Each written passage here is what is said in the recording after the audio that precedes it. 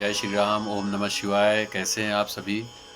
भगवान से प्रार्थना करता हूँ हम सभी सुखी रहें, आनंद से रहें, खुश रहें और सर्वे भवन्तु सुखिनः, सर्वे सन्तु निरामया, सर्वे भद्राणि पश्यन्तु माम कश्चित् दुःख भाग भवेत्। मेरे पास में बहुत सारी ऐसी चीज़ें हैं ज्योतिष से संबंधित, जिसके द्वारा मेरा प्रयास रहता है कि मैं जो ज्ञान गुरु के द्वारा प्राप्त हुआ है, भगवान के द्वारा प्राप्त हुआ है, उस ज्ञान को जो है सभी में साझा करूँ, सभी के साथ साझा करूँ और उसका ज़्यादा से ज़्यादा प्रचार प्रसार करूँ।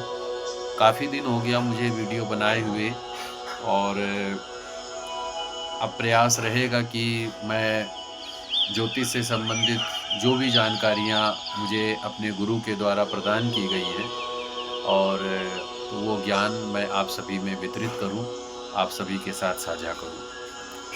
आज हम बात करते हैं, हमारे जीवन में, सभी के जीवन में कोई ना कोई संकट होता है, कोई ना कोई परेशानी होती है और मनुष्य का जन्म ही एक, बताते हैं कि जन्म के बाद से लेकर के पूरे जीवन भर तक कोई ना कोई संघर्ष, कुछ ना कुछ चीज़ें मनुष्य के साथ चलती ही रहती हैं।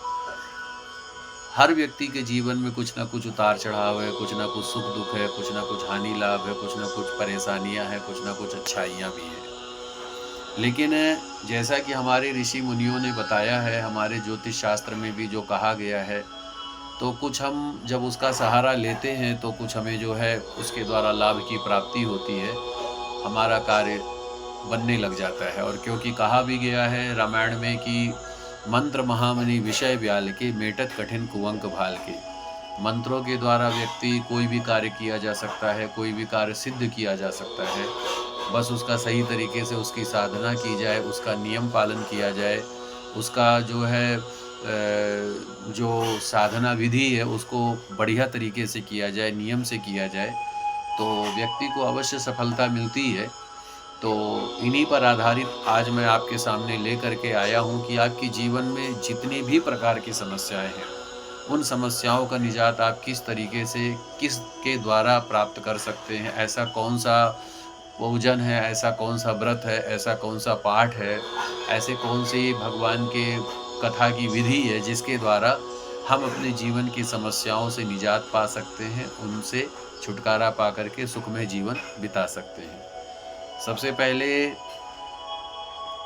अगर कहते नहीं है कि जीवन में सब कुछ हो, किसी चीज़ की कोई कमी ना हो, लेकिन अगर संतान ना हो तो जीवन कितना निरर्थक लगता है। संतान ना होने की वजह से घर कितना सूना सूना सा लगता है। तो कहते हैं कि जैसे विवाह को काफ़ी वर्ष हो गया हो, संतान ना हुई हो, तो उसके लिए क्या किया जाए। तो एक भगवान श्री कृष्ण जी का, लड्डू गोपाल जी का एक बहुत ही सुंदर सा पाठ है। जैसे कि आप मेरे बैकग्राउंड में भी देख रहे होंगे, राधा कृष्ण जी हैं, शेरा वाली माता है, खाटू श्याम जी हैं।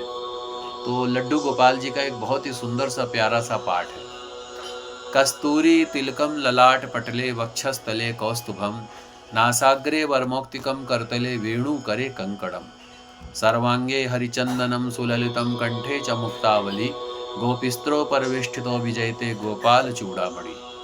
ये गोपाल सहस्त्र नाम का भगवान लड्डू गोपाल जी का एक ध्यान का मंत्र है, एक संतान गोपाल का मंत्र है। देवकी सुत गोविंदम, इस मंत्र का जो है 1.25 लाख जो है पाठ होता है, और एक गोपाल सहस्त्र नाम का पाठ। इस पाठ को ऐसा नहीं है कि जैसे कि आपने 11 पाठ करा लिया, 21 पाठ करा लिया तो कोई चमत्कार हो जाएगा, क्योंकि जीवन में आजकल जो बच्चे हैं और जो हमारा समाज है, वो हर चीज़ तुरंत चाहता है। वो चाहता है कि हमारे साथ जीवन में जो कुछ हो तुरंत परिणाम मिले।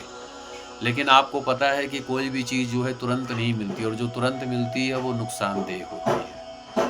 तो जैसे मेहनत होता है ना, मेहनत आप करते हैं तभी उसका रिजल्ट मिलता है।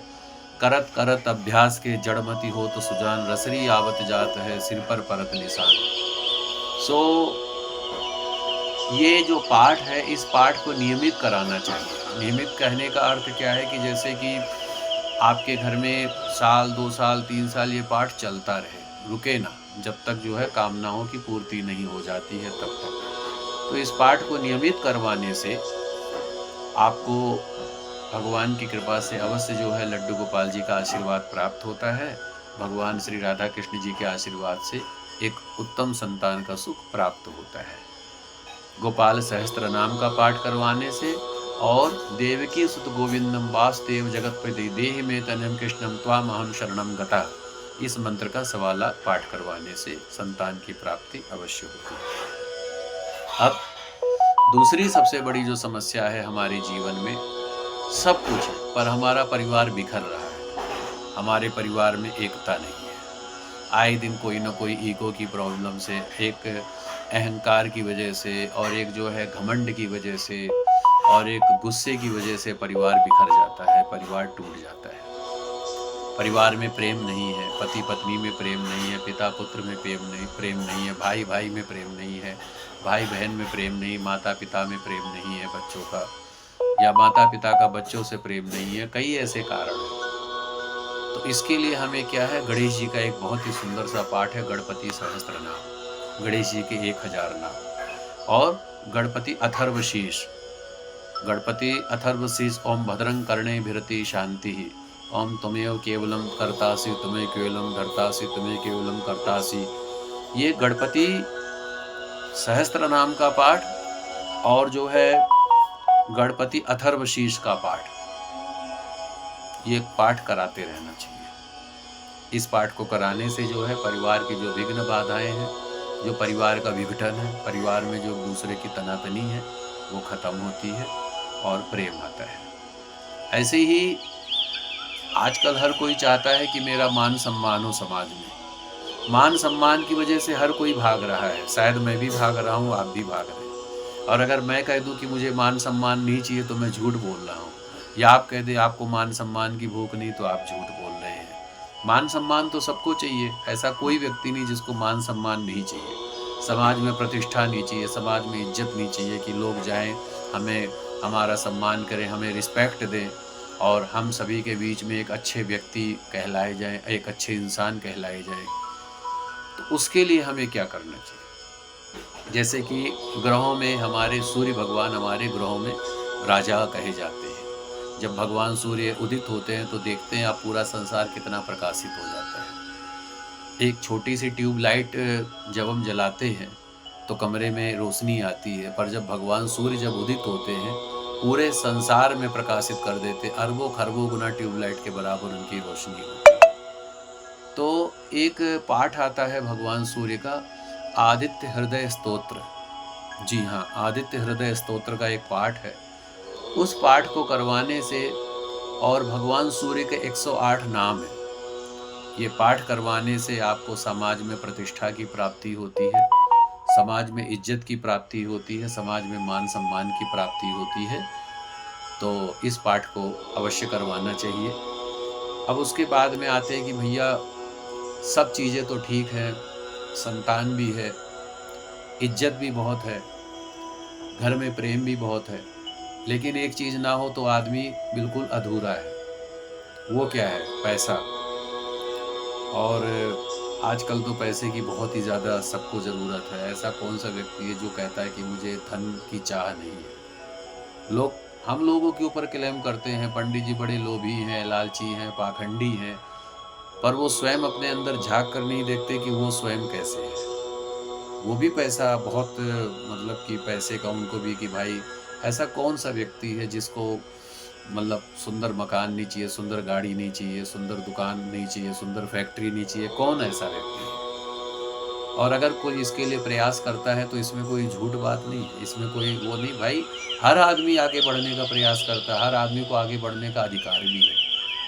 हाँ, लेकिन ये किसी को गिरा के, किसी के साथ छल कपट करके, किसी को धोखा देके, ईमानदारी को, इस बात का मैं भी पक्ष रखता हूँ। तो धन की प्राप्ति के लिए, माता महालक्ष्मी नारायण की कृपा की प्राप्ति के लिए, धन हमारे पास खूब उचित मात्रा में हो, हमारा कामकाज बढ़िया चले, नौकरी अच्छी हो, उसके लिए हमारे पुराणों में कहा गया है श्री सूक्त, लक्ष्मी सूक्त का पाठ करवाना चाहिए। ओम हिरण्यवर्णाम हरिणीं सुवर्ण रजतस्रजाम चंद्राम हृणमयीं लक्ष्मीं जातवेदो महावह। ये हो गया श्री सूक्त का पाठ। 16 मंत्र हैं ये। तो इस मंत्र के पाठ के द्वारा, यज्ञ के द्वारा ये पाठ करवाना चाहिए। हवन कुंड में घी की आहुति के द्वारा इस पाठ को करवाना चाहिए। फिर उसके बाद में लक्ष्मी सूक्त। ओम पद्मानने पद्म उरु पद्माक्षी पद्म संभवे तन्मे भजस पद्माक्षी येन सौख्यम नमाम्यहम, इस मंत्र का। और एक कनक धारा स्तोत्र का पाठ। अंगम हरे पूलक भूषणमाश्रयन्तीं भृंगान्यनेव मुकलाभरणं तमालम् अंगीकृतखिल विभूतिरपांगलीला मंगल्यदास्तु मम मंगल्य देवताया। जगत गुरु शंकराचार्य जी के द्वारा ये स्तोत्र की रचना की गई थी और इस स्तोत्र के पाठ करने के फल स्वरूप माता लक्ष्मी जी ने सोने की वर्षा की थी। तो ये पाठ बड़ा ही उत्तम है, इस पाठ को करवाना चाहिए। और क्योंकि मैंने फिर कहता हूँ, ये पाठ ऐसा नहीं कि आप एक दिन करवाएं, 21 दिन करवाएं, नहीं, ये सभी पाठ आपको कंटिन्यू करवाने चाहिए। आपको पता है पहले जैसे लोग मासिक पाठ कराते थे अपने फैक्ट्री में, घरों में, अभी भी बहुत लोग कराते हैं। तो इसको मासिक पाठ की बात कही गई है कि मेरा जो पाठ करने का जो तरीका है, मैं कैसे करता हूँ कि जैसे आपके यहाँ संकल्प लिया, हफ्ते में एक दिन आके आपके यहाँ पाठ किया, फिर उसके बाद में अपने स्थान पर पाठ किया। और तो ये जो है ये तरीका होता है। और दक्षिणा जो है समयानुकूल, जो आज के समय की बात है उसके हिसाब से जो है दक्षिणा होती है। तो ये जो है पैसे के लिए, धन की प्राप्ति के लिए श्री सूक्त, लक्ष्मी सूक्त और कनक धारा स्तोत्र का पाठ करवाना चाहिए। उसके बाद में सब चीज़ें हैं, पैसा भी है, इज्जत भी है, संतान भी है, घर भी है, फैक्ट्री भी है, दुकान भी है, पर एक चीज नहीं है तो आदमी फिर भी अधूरा है। क्या? शरीर। शरीर में बीमारी है, शरीर में कष्ट है। कोई ऐसी शरीर में बीमारी लग गई जो ठीक नहीं हो रही, कष्ट है। आप चाहे कितने भी अमीर आदमी हो, कितने भी बड़े सुखी आदमी हो, लेकिन अगर शरीर में आपके कोई बीमारी लग गई, कोई कष्ट लग गया, फिर आप किसी चीज का कोई सुख नहीं पा सकते। चाहे धन का हो, चाहे घर परिवार का हो, चाहे वैभव का हो, चाहे घूमने टहलने का हो, किसी चीज़ का सुख नहीं पा सकते अगर आपका शरीर खराब हो। और क्योंकि हमारे शास्त्रों में भी कहा गया है, पहला सुख निरोगी काया, दूजा सुख घर में माया। तो सबसे पहला सुख क्या है? निरोगी काया, अर्थात शरीर हमारा स्वस्थ रहे। तो उसके लिए आपको श्री माफ कीजिएगा तो उसके लिए आपको हनुमान बाहु के पाठ है, हनुमान जी का बहुत ही शक्तिशाली पाठ है। हनुमान बाहु और महामृत्युंजय का पाठ करवाना चाहिए। उसके साथ में श्री हनुमान चालीसा का पाठ। कौन कौन सा? हनुमान बाहु और महामृत्युंजय और हनुमान चालीसा का पाठ। शरीर में ताकत आती है। आपको हनुमान चालीसा आप सब लोग पढ़ते होंगे, आपने देखा भी होगा, एक चौपाई है ना, सबसे पहले जब श्री हनुमान चालीसा का प्रारंभ, श्री गुरु चरण सरोज रज निज मन मुकुर सुधार, बरनौ रघुवर विमल जस जो दायक फलचार, बुद्धिहीन तनु जानिके सुमिरो पवन कुमार, बल बुद्धि विद्या देव मोहि हरहु कलेश विकार। बल दीजिए, बुद्धि दीजिए, विद्या दीजिए, मेरे सभी प्रकार के कष्टों का निवारण कीजिए हनुमान जी। तो बल की प्राप्ति, शरीर में ताकत हो, शरीर हमारा स्वस्थ रहे, उसके लिए हमें क्या करना चाहिए? हनुमान बाहु का पाठ, महामृत्युंजय का पाठ और हनुमान चालीसा का पाठ, ये पाठ करवाना चाहिए। अब उसके बाद में एक चीज और है, आदमी के पास सब कुछ है और पर अगर उसके अंदर ईगो आ गया, एक अभिमान आ गया, घमंड आ गया, मोह आ गया, तो उसमें जो है आदमी कष्टों में आ जाता है। सब कुछ है, रावण के पास तो सब कुछ था, किसी चीज की कोई कमी नहीं थी, पर रावण की हार कैसे हुई? अभिमान के कारण, घमंड के कारण। हमारे जीवन में भी सब कुछ होता है, लेकिन हमारे अंदर जब ईगो आ जाता है ना, घमंड आ जाता है, अभिमान, तो उसकी वजह से सब कुछ जो है बिखर जाता है। और ये हम जानते भी हैं पर मानते नहीं। तो उसके लिए जैसे कोर्ट केस से संबंधित परेशानी है, क्योंकि मैंने बताया अभिमान के कारण व्यक्ति जो है दंभ करता है। भगवान न करे कहीं किसी केस में फँस जाता है, कहीं किसी चीज़ में कोई प्रॉब्लम होती है।